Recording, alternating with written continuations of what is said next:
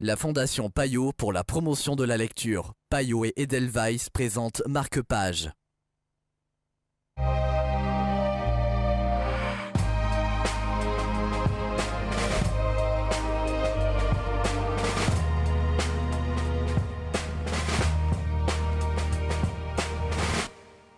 Bienvenue dans Marque-Page, l'ours bleu d'Étienne Delessert. C'est le livre dont nous allons vous parler aujourd'hui, en compagnie de Joël Braque de Payot Libraire. Bonjour Joël. Bonjour. Qu'est-ce qui vous a séduit dans l'ours bleu ? Le fait qu'on ne le connaît pas du tout, cet ours, alors que bizarrement, le nom de Delessert est familier à tout le monde, et son personnage fétiche de Yok Yok encore plus, on l'a vu partout, tout le monde l'aime. Et qui se cache derrière, finalement ? Le fait que Delessert vive aux États-Unis depuis très longtemps ne masque pas le fait qu'il a une très longue carrière ici, que sa présence, elle est là depuis plus de 40 ans, et que cette personne, on ne la connaît pas.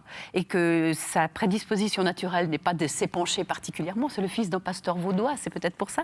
Mais finalement, il avait énormément de choses à dire sur son art, sur sa vie personnelle, pas énormément, et puis sur sa vie professionnelle qui est beaucoup plus complexe qu'on l'imagine et qui surtout plonge ses racines dans le milieu de l'édition d'une façon très, très riche et sur lesquelles il a beaucoup de choses à raconter. Par exemple, qui apprend-on ?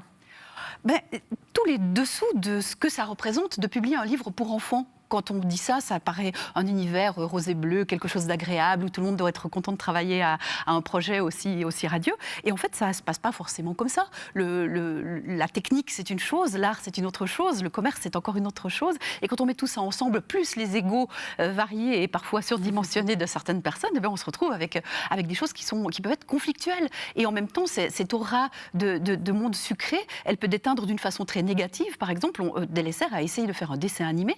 Ça aurait pu être quelque chose d'extraordinaire quand on connaît son talent. Et à cause de cette réputation de faire des livres pour enfants, ça n'a pas paru suffisamment sérieux à des investisseurs qui ont loupé l'occasion de leur vie de donner des sens à quelque chose qui aurait pu être véritablement extraordinaire.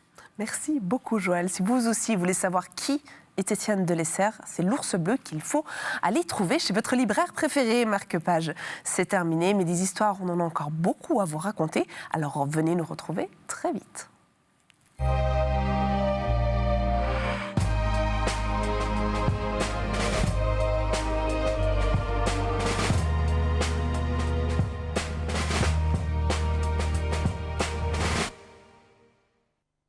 La Fondation Payot pour la promotion de la lecture. Payot et Edelweiss présentent Marque-Page.